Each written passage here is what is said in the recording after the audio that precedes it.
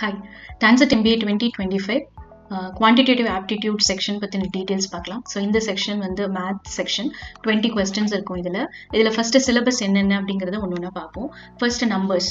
So number தியரியில் வந்து உங்களுக்கு வந்து any thing related to prime, composite, LCM, HCF, okay, அதுக்கப்புறம் வந்து ஸ்கொயர் ரூட், கியூப் ரூட், இந்த மாதிரி கொஸ்டின்ஸ், ப்ரைம் ஃபேக்டரைசேஷன், இந்த மாதிரி கொஸ்டின்ஸ்லாம் வந்து வரலாம். ஓகே, நெக்ஸ்ட் வந்து அல்ஜிப்ரால linear equations, quadratic equations, simultaneous equations and inequalities இதெல்லாம் டெஸ்ட் பண்ணுவாங்க.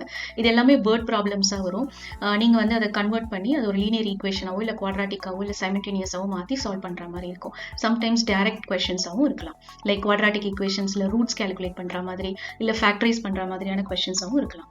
நெக்ஸ்ட் அரித்மெட்டிக் வந்து percentage, averages, ratio, proportion, mixture, ரேட்ஸில் நிறைய இருக்குது. லைக் வந்து ஒர்க் ரேட் டைம் கொஸ்டின்ஸ், இல்லைனா வந்து ஸ்பீடு, டிஸ்டன்ஸ், டைம் கேல்குலேட் பண்ணுற கொஸ்டின்ஸ், இல்லை பைப்ஸ் அண்ட் சிஸ்டம்ஸ் கொஸ்டின்ஸாக இருக்கலாம். Profit and loss, simple interest and compound interest, arithmetic progression and geometric progression. So இது எல்லா டாபிக்ஸுமே டெஸ்ட் பண்ண வாய்ப்பு இருக்குது. அடுத்து ஜியாமெட்ரியில் ஃபர்ஸ்ட் 2D அப்படின்னா வந்து பேசிக் ஜியாமெட்ரி, லைக் வந்து triangles, rectangle, square, parallelogram, circle, இதோட basic formula, area, perimeter calculate பண்ணுற மாதிரி. 3Dங்கிறது வந்து லைக் வந்து இந்த கியூபாய்டு, சிலிண்டர், ஸ்பியர், இந்த மாதிரி கேல்குலேட். இது கொஞ்சம் ரேர் தான். ஓகே, 3D கொஞ்சம் அவ்வளவா வரதில்லை. பேசிக் ஜியாமெட்ரி கொஸ்டின்ஸ் தான் நிறைய வந்திருக்கு. கோஆர்டினேட் ஜியாமெட்ரியில் வந்து ஸ்லோப் கேல்குலேட் பண்ணுற மாதிரி கொஸ்டின் சம்டைம்ஸ் வரும், இல்லை ஈக்குவேஷன் ஆஃப் த லைன் வரும். பட் ஜியாமெட்ரியை பொறுத்த வரைக்கும் இந்த பேசிக் ஜியாமெட்ரி இதை மட்டும் தான் வந்து அதிகமாக டெஸ்ட் பண்ணியிருப்பாங்க. ட்ரையாங்கிள், சர்க்கிள்ஸ், ஸ்கொயர், ரெக்டாங்கிள், இதெல்லாம் டெஸ்ட் பண்ணுற மாதிரி. இது தவிர அடுத்தது வந்து probability, permutation, combination and sets, இந்த கொஷின்ஸும் டெஸ்ட் பண்ணியிருக்காங்க. ஸோ இதில் வந்து என்ன வெயிட்டேஜ், எந்த டாபிக் என்ன வெயிட்டேஜ்னா அது வந்து அவ்வளோ கரெக்டாக வந்து இந்த டாபிக் இத்தனை கொஷின்ஸ் வருங்கிற மாதிரி இல்லை. இது கம்ப்ளீட்டாக வேரியா இருக்குது. எவ்ரி இயர் பேப்பரில் பார்த்தீங்கன்னா ஒரு ஃபிக்ஸ்டாக ஆவரேஜஸ்க்கு, சாரி, அல்ஜிப்ராக்கு இத்தனை கொஷின், அரித்மெட்டிக் இத்தனை கொஷின், ஜியாமெட்ரி இத்தனை கொஷின் இருக்கிறது இல்லை. சம்டைம்ஸ் ஒரே டாப்பிக்கே கூட நிறைய டெஸ்ட் பண்ணியிருக்காங்க. ஒரு பேப்பரில் பார்த்தீங்கன்னா ப்ராபபிலிட்டியே நிறைய வந்திருக்கு, ஒரு பேப்பரில் பார்த்தீங்கன்னா ஜியாமெட்ரியே நிறைய வந்திருக்கு. ஸோ நீங்கள் எல்லா டாபிக்ஸுமே ஈக்குவலாக வந்து ப்ரிப்பேர் பண்ணிக்கிறதா நல்லது. இன்கேஸ் ஏதோ ஒரு டாபிக், 1-2 டாபிக் உங்களுக்கு ரொம்ப ஹார்டாக இருக்குன்னா மேபி நீங்கள் அதை விடலாம். For example mensuration and coordinate geometry அவ்வளவா டெஸ்ட் பண்ண மாதிரி இல்லை. Maybe if you want you can leave those topics. அதே மாதிரி இன்இக்வாலிட்டிஸும் அவ்வளவா டெஸ்ட் பண்ணதில்லை. ஸோ இந்த மாதிரி 1 or 2 டாபிக்ஸ் வேணால் நீங்கள் விடலாம். மற்றபடி எல்லா டாபிக்ஸுமே ஈக்குவல் வெயிட்டேஜ் தான். அது தவிர ஒரு 2 years பேப்பரில் மாத்திரம் பார்த்தீங்கன்னா ஃபுல்லாகவே லாஜிக்கல் ரீசனிங் கொஸ்டின்ஸாகவே கேட்டிருந்தாங்க. டைரக்ஷன்ஸ் கேல்குலேட் பண்ணுற மாதிரி, லைக் வந்து நார்த்தில் வாக் பண்ணுறாங்க, அப்புறம் ஈஸ்ட் திரும்புகிறாங்க, இப்போ எந்த டைரக்ஷனில் இருக்காங்க, அந்த மாதிரி பேசிக் கொஸ்டின்ஸ் தான்.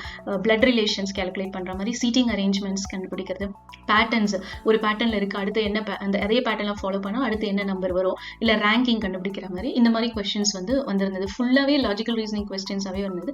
Particularly last year, that is 2024 பேப்பரில் பார்த்தீங்கன்னா இந்த மேலே கொடுத்துருக்கிற எந்த டாபிக்ஸுமே வரல. Number, algebra, arithmetic, geometry, probability, இதெல்லாம் எதுவுமே வரல. ஃபுல்லாகவே லாஜிக்கல் ரீசனிங் கொஸ்டின்ஸாக கேட்டிருந்தாங்க. This happen only 2 years. Particularly last year 2024 இந்த மாதிரி வந்திருந்தது. ஸோ ஓரளவுக்கு லாஜிக்கல் ரீசனிங்கும் நீங்கள் ப்ரிப்பேர் பண்ணிக்கிறது நல்லது. ஸோ இது எல்லாமே என்ன வெயிட்டேஜில் வரும், என்ன மாதிரி டிஃபிகல்ட்டி லெவலில் வரும் அப்படின்னு பார்த்தீங்கன்னா ஈஸி கொஸ்டின்ஸ் தான். அண்ட் மோஸ்ட்லி கிளாஸ் 6லேருந்து 8, okay, 6 to 8 or 10 maximum. I can say 6 to 8. Okay, இந்த கிளாஸஸில் நீங்கள் படித்த பேசிக்ஸை தான் வந்து டெஸ்ட் பண்ணுவாங்க. பட் என்னென்னா நீங்கள் வந்து அதை மறந்துருப்பீங்க, அதை ரீகேப் பண்ணணும். ஓகே, ஸோ இதுக்கு என்ன ஃபவுண்டேஷன் நீங்கள் பண்ணணும் அப்படின்னு பார்த்தீங்கன்னா, ஃபர்ஸ்ட் ஸ்டெப் வந்து you should strengthen your basics. as I told you, இது எல்லாமே நீங்கள் ரொம்ப இயர்ஸ் பேக் படிச்சிருக்கிறதுனால you should recap the foundation first of all.